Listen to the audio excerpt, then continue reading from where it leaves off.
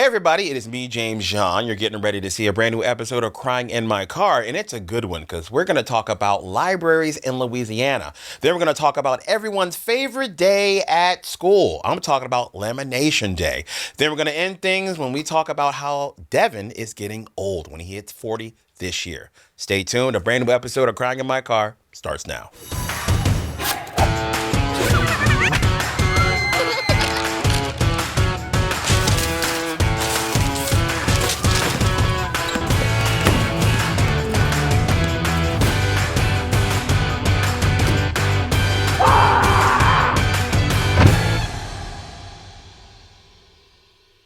Hey everybody, thank you guys for watching Crying in My Car, a podcast for teachers. We got a new episode. My name is Devin Siebold. This is James Jan, the parent versus the teacher. And we're here to make you laugh. Don't forget 5-star ratings if you can, and also hit that thumbs up button.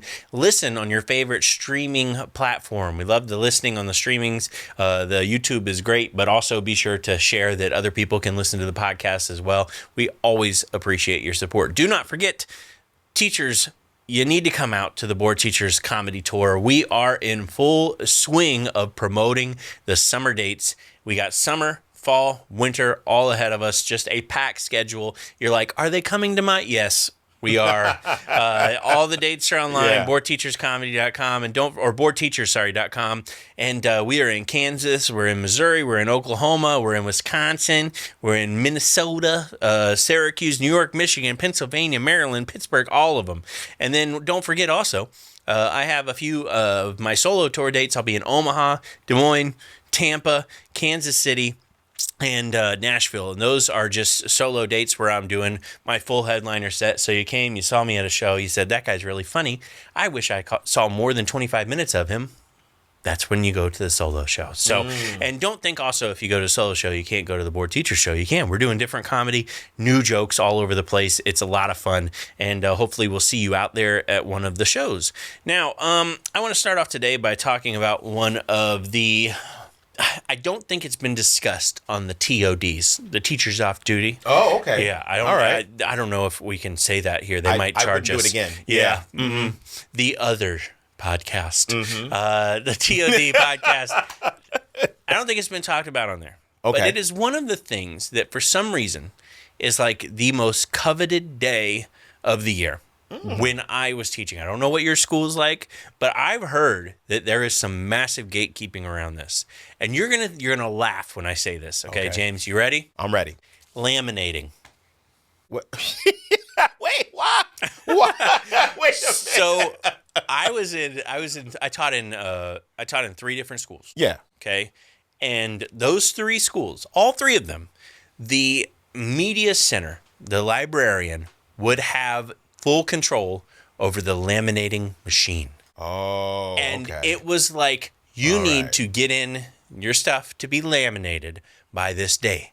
And teachers would lose their mind. They'd be like, oh, I got to get in my laminates. I got to get in the laminates. And people would have, like, it was all the first week of school prep. Mm-hmm. And I'll never forget, I brought something to be laminated. One item. I said, you know what? I think I need this laminated because then the kids can write on it and I can erase it. It can just have that outer coating. Yes. And I brought it outside the window. James, do you understand the sacrilege that I committed? The heresy. Do you know that when I walked, it was basically as if I had slapped Dewey in the face.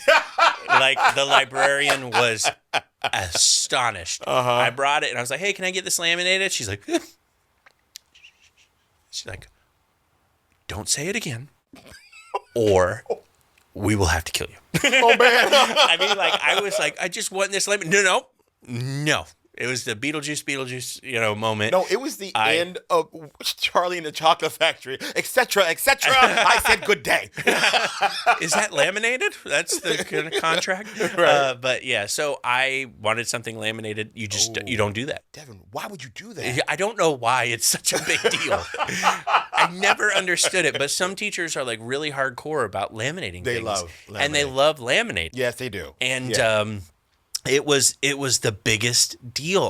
The only person that could operate the laminate machine was the media center specialist. She's a trained professional. She is a trained professional. Yes. And she would ask you, do you want it laminated? You say, sure. And they would always print it out in the giant sheets, and then you'd have to cut around it. That's funny. Now, the worst thing is when you would wait for it to be laminated. You'd get it laminated, okay? And then you go back to your room, and you cut a little too close. And you see the open, and you're like, no! Because the laminate is going to slowly come off. Yes, it is. It's not going to stick. It's not. And you basically just opened the, Pandora's box. You did, Devin. Yeah. And then you're like, I have to get this laminated, but you're outside the window. You are outside. And so then it's just tape on the edge and pray.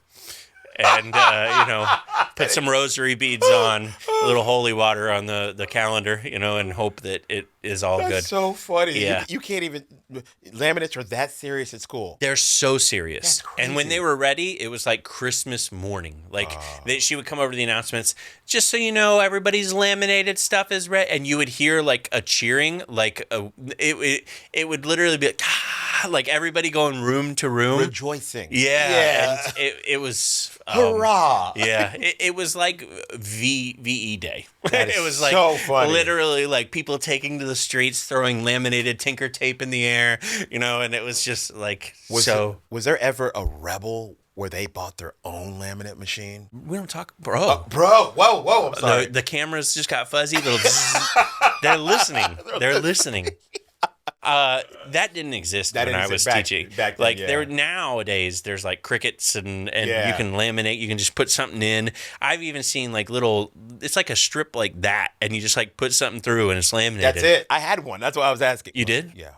We won't talk about it. No, we don't. Sorry about that. I didn't mean. But no, when I was, it was an industrial machine. And you just didn't get it. That's why they were the only person to operate it. Gotcha. And it was such a big deal. So to be a librarian, you had to know two things: the Dewey Decimal System and how to laminate. Yep. That's it. Yep. Got it. And they were experts though. It came right. It came nice. And it would be laminated. It would be that way. I was not pro laminate.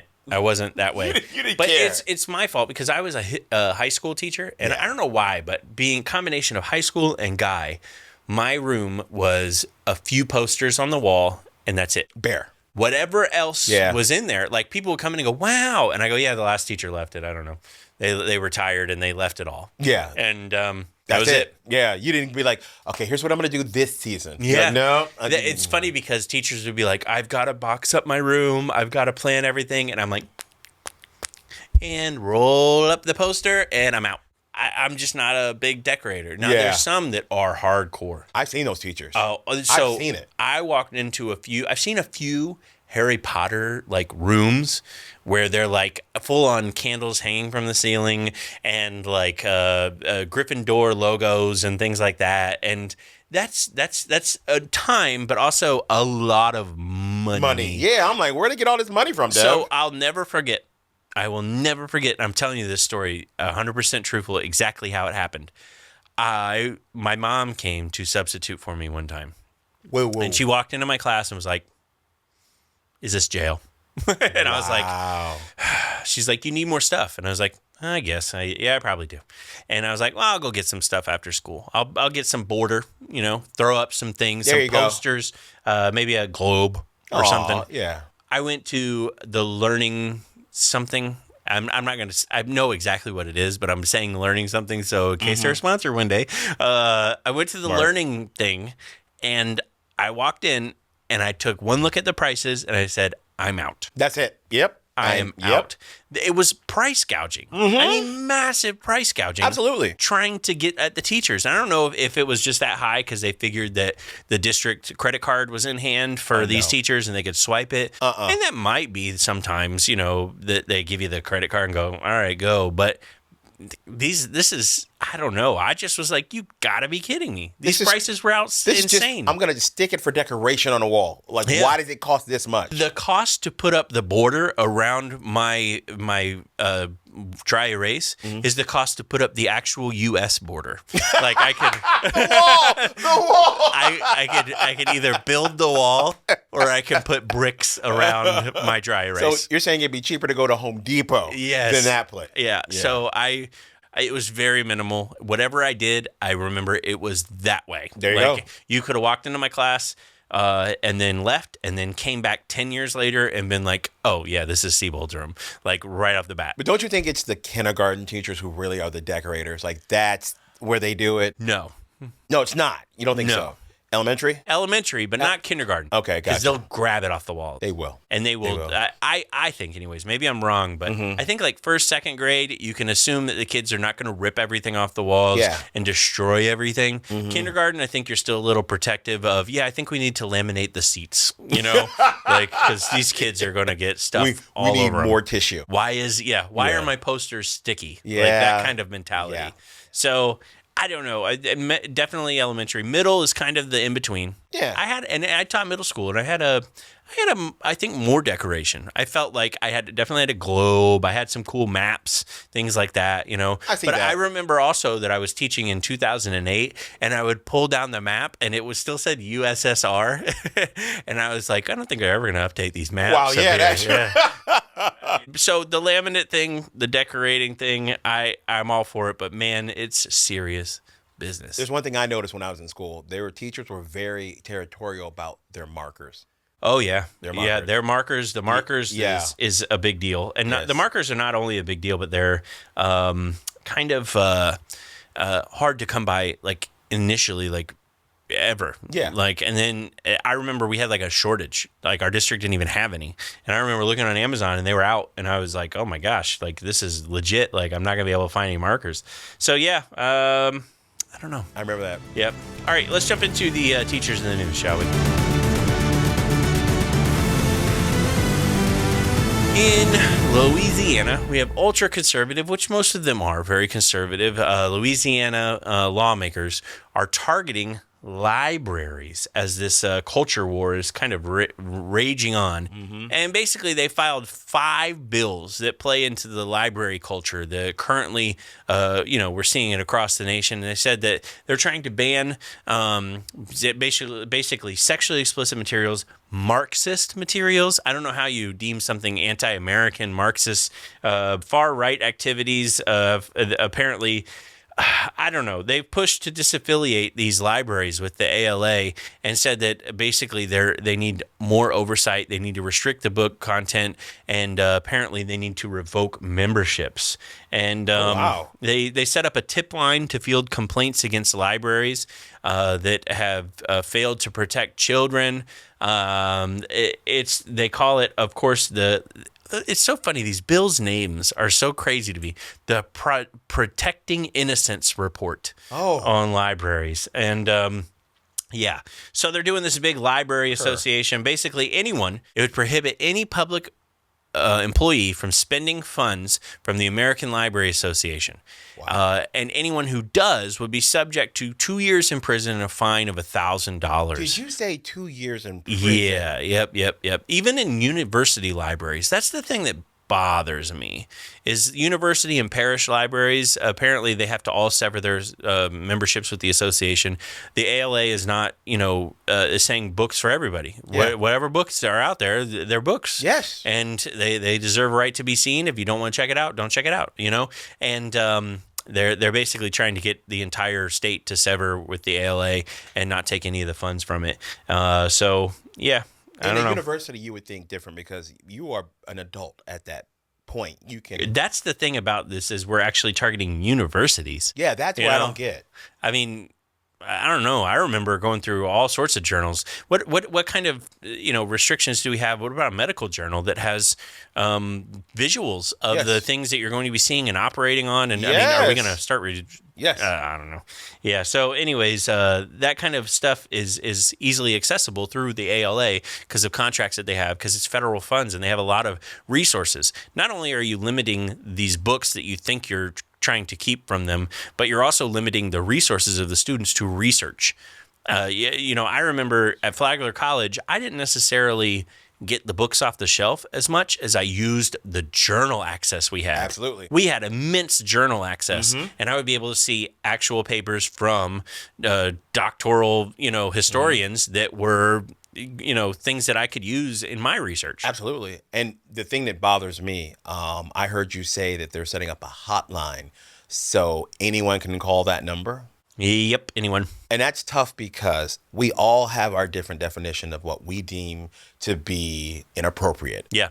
Or dangerous to children. So you're going to get how many calls and how many books that should be there are going to be taken off the shelf now. Yep. And they even are coming up with a test to determine if the book is obscene or not. And they said that the law, once it's passed, it's called Carlson's Bill. If it is passed, a librarian that has a book in their possession in the library that is deemed obscene or not falling into the category would face 2 to 5 years in prison and a $10,000 fine. So, yeah. Okay. I mean, that's... And who gets to write the definition of obscene? Yeah, the judges. Yeah. Yeah, and it's it's one of those things where is it the same across the board? Is it different? What's obscene? Again, a medical journal. I remember I had a biology book, and I'll never forget having the biology book because I opened it up and I was like, "Whoop, there's stuff in that biology book." That's a body. Yep. And I was young, and I remember I learned about biology through it. Absolutely. Is that obscene? No. Is it something you try to learn about? So I don't know. It seems like they're very much restricting these libraries. I think libraries will end up being a thing in the past, unfortunately, if we keep heading in this direction. Imagine, would you take a job as a librarian knowing out of your tens of thousands of books that they have access to? Not in Florida. What if a kid pulls it off oh, look at that. There's, oh, great, 5 years in jail, $10,000. Wonderful. Awesome. All right, this one in Omaha, there is a teacher accused of stealing $76,000 from an education nonprofit.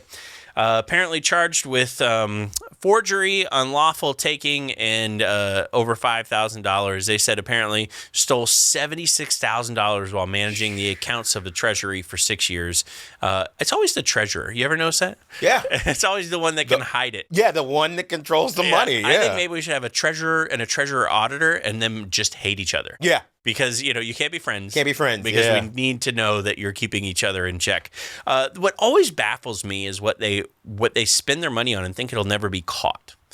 It says they use the debit card for unauthorized transactions, including ATM withdrawals, purchase of groceries, food delivery, vet bills, online shopping, and even streaming subscription services. Oh.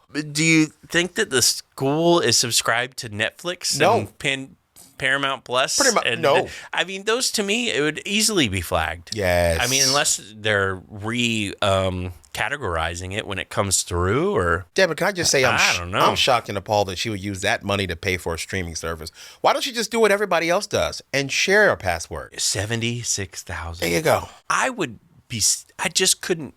So I don't know about you, but I couldn't do it because I would literally sit at home and go, the police will be here any minute. Yes.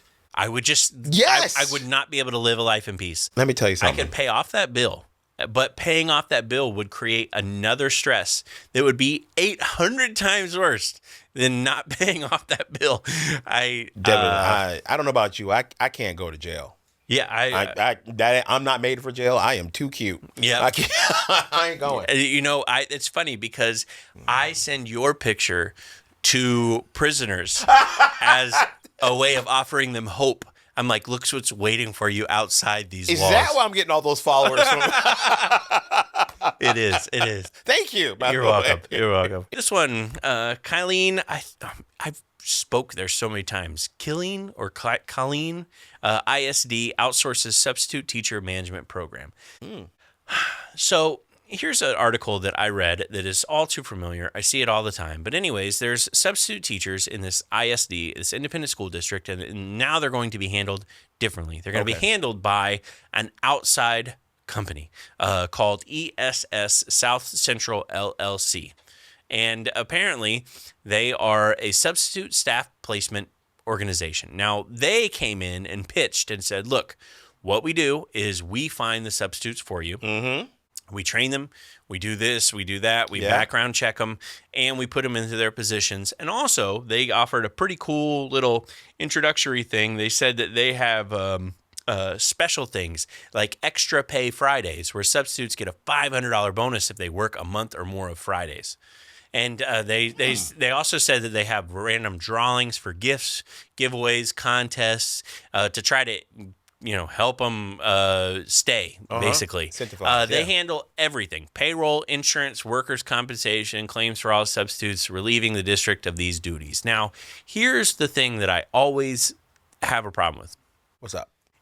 It says that the staff will work with the district staff to monitor. Okay, so they're working with the staff, but they're doing the job of what the staff was. So now you're paying twice, Yeah, right? yeah, you are. That's the thing that always bothers me. Why do you bring somebody else is you in? bring somebody else in to do the job, but you're having them do the job with the people already supposed to do the job. I think a lot of districts outsource this stuff right away, yet they have the abilities. They have the manpower sometimes to do this, and they obviously have the money. It says that they're having to pay $1.30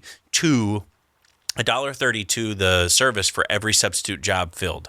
Now, it could be like 50 to 100 jobs a day. Okay. So Got 50 to 100 bucks a day. So, okay. Does that help? Maybe. That's not really expensive. No. But they also said that the difference between the substitute program and the partnership will cost them 5.4% more in the long run. They also said, interestingly enough, is that the bonuses that the finder's fee that this company offers, Yeah. they want the school board to pay it. So all the cool stuff, they're like, we're going to give them this. Yeah. Also, we're going to bill you for all the stuff that we're giving them. It's so wild to me that this kind of stuff is like a thing. That's kind of weird, though, to me. You are a school district. Yeah. You have access to a database full of substitute yes, teachers. you do. Thousands of them. Yeah. You have the ability to recruit teachers, which means you also have the ability to recruit substitutes. Yes. You have the full management to do payroll. You have everything in place to do exactly what they're supposed to do. Yeah. But now you're outsourcing it.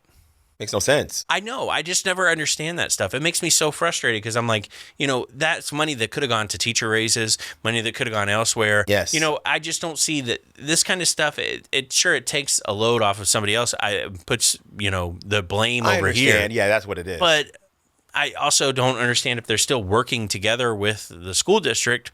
Okay, so nobody's losing their job in the school district. So now you're paying the same people that would have filled the substitute positions to stand there and watch other people fill the substitute positions. Yeah, I sit there and I get so frustrated about that, reading about what schools are doing, but we're just outsourcing everything. Yeah. We already outsourced teachers to the Philippines. Yes, we now do. We're outsourcing substitute teaching to outside companies that are going to come in. And before you know it, what point is it still public education? It's not going to be. It's all private organizations. It's going to be private. Yeah. All private. And so then it's just another step in getting rid of public education in my eyes, but we'll see. All right. Good luck. Here's a good one. This is an interesting thing. So in Florida basically has a lot of trans LGBTQIA Yes, we do. laws that have been passed. Yes. This one recently went before a U.S. District Court judge, and it basically is finally a kind of a pushback against DeSantis. This is the first time we've seen this, but a 10th grade math teacher originally was punished for asking students what their preferred pronouns were and calling them by their preferred pronouns. Yes.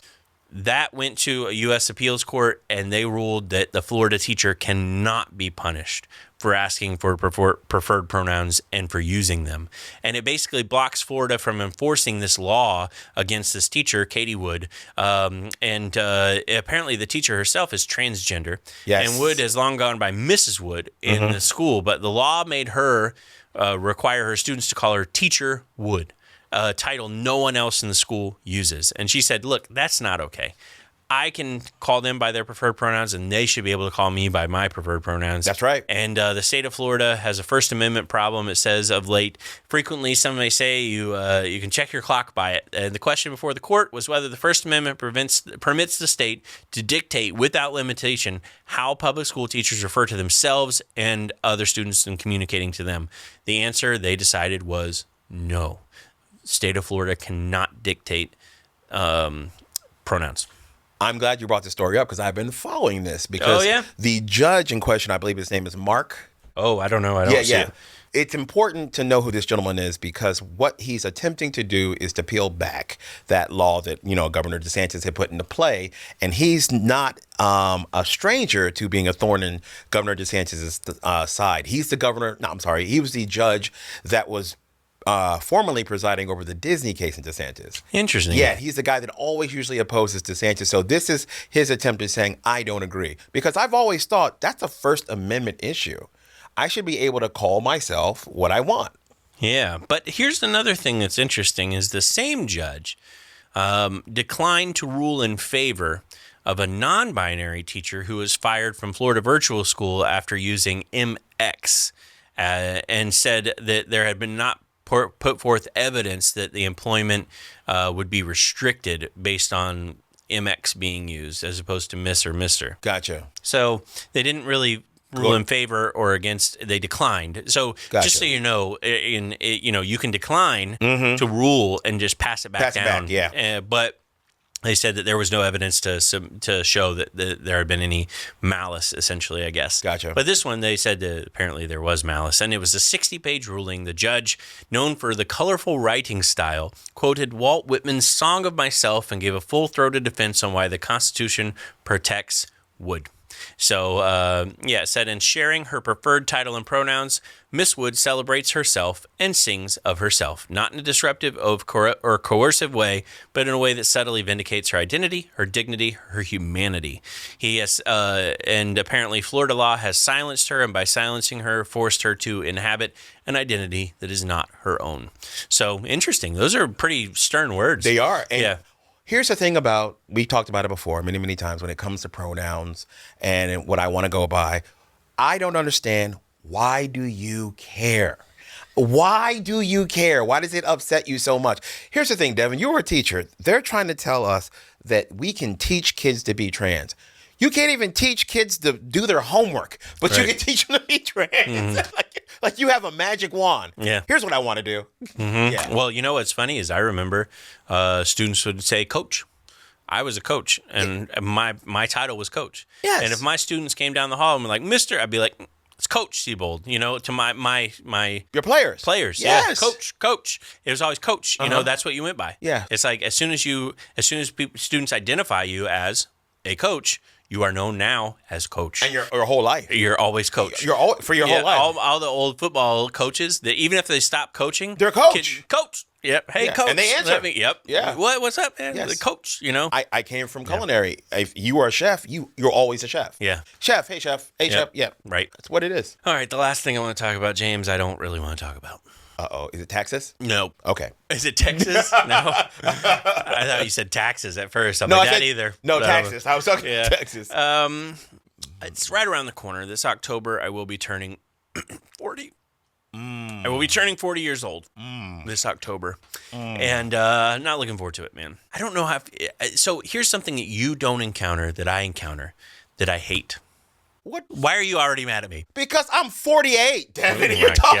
gosh. You're complaining about being 40. Yes. Bring his walker over here so he can come over to me and slap me. I'm 48, man. God bless you. It's not that I'm worried about being 40. Okay. I don't like getting old. Why? Getting old. So here's the thing. I don't know if other teachers experience this, but it's different for me than it is for you. Why is this, Devin? You grow old around everybody that's in your family, your friends. They're growing old with you. Yes. It's kind of like we were all old at the same age. We're all old together. Yeah. I taught a lot of children. You did. And I see them on social media now. And some of them have kids older than my own kids. Some of them are married, and I see grays coming in on them. Yes. And I see, milestones that they're reaching that I'm like, I remember that. And now I sometimes see them online. I go, these students that I'm seeing on Facebook are 10 to 15 years older than I was when I taught them. Yes. And I'm like, I don't know, man. I don't know if other teachers can relate to this, but it makes me feel that much older. Yeah. It's like, I know it's just 40, And I know it's like the 40's the new 30, whatever. I don't feel old. I feel good. I get around. I feel like I'm moderately successful. I feel happy with my family, Yes, happy with sir. my life. But then I go on Instagram, go on Facebook, and I'm like, man, that student looks so old. Like, I got students that are bald, bro. Yeah. Like, not by choice. Mm-hmm. And I'm like, you are old, bald man now.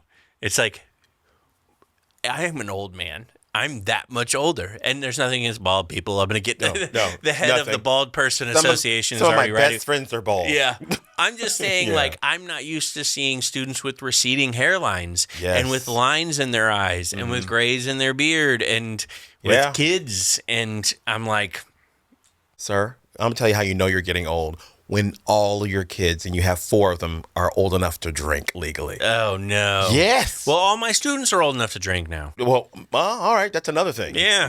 Yeah. I mean, but it's like, I don't know, man. I see like these kids and, you remember. I remember distinctly every time I see a student online. Yeah. I can envision a very visual memory, exactly where their desk was, exactly what they look like as a little child, because I taught middle school for 3 years. Yeah. 6th, 7th, and 8th grade. They're little kids. And now I look at them online and I see them doing adult things. And I'm like, you were just there in a desk, and you were tiny, and now you're big, and I'm old. Waits on no man, Devin. It really does not, brother. It's killing me, man. I see them out on the road too. Sometimes they come to comedy shows, and I'm like, "How'd you get in here?" They're like, "I'm 33," and I'm like, "I didn't know." Yikes! Yeah, I know. But you want me to help you cross the street? I know. Yeah. So I don't know how other teachers feel about getting old, but it weighs on me. I think it weighs on teachers more. I can't imagine elementary school teachers because then you saw them as babies. You did. And now they're not babies anymore. Now I can't imagine teaching a baby and then seeing that baby have a baby. Oh. And then I got out of teaching before I had the child. Mm-hmm. Can you imagine having the child of one of your children? Yes. That's crazy. I don't know that I could do that. I don't know that I could be like, wow, I taught your mom. She sat in that same desk. Mm-hmm. We read these same books, and she got the same failing grades. And, no, I don't know. It bothers me, man. But I think it bothers you more because when you started teaching, you were so young. Oh, yeah. That's why it's like that for you. Because you're like, man, I was the young one. So I have one student who I started teaching my first year. Okay. She was 19. I was 21. That's crazy. She had a kid later on. Mm-hmm. Okay. Now we are finally at an age where that child that she had right out of high school is now the same age as her when I taught her. And that one bothers me. That should bother Especially because I'll scroll through and she'll post just a picture of her daughter and I'll be like, that's her daughter. Yeah. Oh my gosh. How old am I? And then I thumbs down it. I'm like, thumbs down on you. No. I will not like this picture. Boom. Reported. But I'll tell you this, man. Here's to October, man. Happy birthday. Thank God you made it. Yeah, 40, I know. Man. That's nice. 40's, it'll be interesting. Yes, I mean, I don't know why, but 40 just seems like such a hard milestone. Was it hard for you crossing over into the light? The darkness. Right. No, 50 is going to be that. You think 50 is going to be? I'm going to be 50, Devin. That's crazy, man. That is. 50. Woo. How do you feel about that? I don't feel anything. I think as a society, we should just take away ages. Just stop. After a certain age. Why do we do this? You know why we do it. Why? To judge people. I feel so fortunate because my grandmother, I'll be like, how old are you? She'll be like, I don't know. And I'm like, good. Nice. Good. Here's when age becomes important to people. When you go to your high school reunion, you start judging people on how they look. Ooh, I don't look like that. Well, I'm already judging you because I'm of the age that I will never go to a high school reunion because we know each other on Facebook. There you go. You are right at the cusp of we have high school reunions. Yeah, I am. I'm one of the last classes. Yep, I'm one of those that we're all like, hey, let's do this. And then it starts off at 100 and whittles down to 5 of us meeting at Chili's. And that's exactly what it is. Yeah. That's even for mine. Oh, really? Yep. See, but my mom and my grandparents and everything, that's the deal. You fly from out of town. You bring your spouse. You stay at a hotel. Brag. You get a nice it's outfit. It's the biggest deal. It's like prom for adults. It is. That's what but it is. nowadays, I don't think we need it because we all, it's like, let's just all meet on the Discord channel and chat up. And complain. Yeah. Yeah. It's like, we just played Call of Duty last night. What do you want? You know, What else do you want? I don't need to see you. Gross. Yeah. But I don't know. I don't feel good about it. I hope You teachers, should. I would love to know, are you going through the same thing? Do you think it's a little harder on us because you see the kids getting older as you get older? Or is it a pride thing too? Do you see them? I get very prideful. I will say I have some students that are very successful. And I see them going and I go, I did that. Yeah. I helped out with them. Yeah. But I see some students that are very successful. Some students that, aren't as successful. I'm still cheering them on. You got to still be positive. You have to. But I do see old every time I log in, and I'm like, unfriend. So who knows? I apologize for bringing down the mood. Yeah. But that's how I feel All sometimes. the 40-year-olds are like, what are you talking about? I feel fine. Yeah. I feel great. I mean, 40, I think, is when things start to break. I thought it was 35. Yeah. 35, you're like, ooh, that feels different waking up. Like, but I'm not going to lie. I still, and this is so funny, I still turn on the TV and I watch LeBron drop like 40 points. And he's my age. Yes. He's exactly my age. Yes. And I literally am like, I could do that. See? Yeah. If all I have to do is just train for a every little day, bit. Yeah. For 6 hours a day. If he's doing it, I could do it. Yeah. I'm still at a good LeBron's age. a freak of nature as an Yeah, he is, athlete. I'll be honest, but I'll still compare myself to him. Amen. All right. Thank you guys for tuning in. James, how can people find you, my friend? You can always find me, James Yan Comedian, on Facebook and on Instagram. Thank you guys so much. And please follow me on TikTok. I am starting to do more videos, funny ones, with this gentleman over here. I'm learning from him. So if you guys can please like, share, and comment, that would help me out a whole lot. Don't cost you anything. Right, and hopefully you'll see us at a upcoming comedy show. Yep. Be headlining, a few shows myself, and then we go on the board teachers summer tour and the summer, fall, winter, and I've got a lot of schools I'm speaking at. A lot. So if you want your name in that hat too, just message me or go to teachersneedlaughs.com and be able to help you out with that as well. So thanks again for tuning in. We'll be back next week with a brand new episode of Crying in My Car, a podcast for teachers.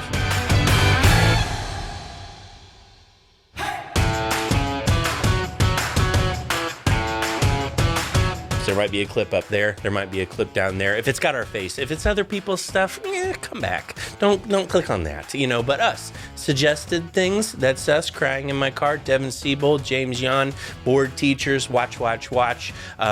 New trailer for Indiana Jones. No, don't do that. Don't do that.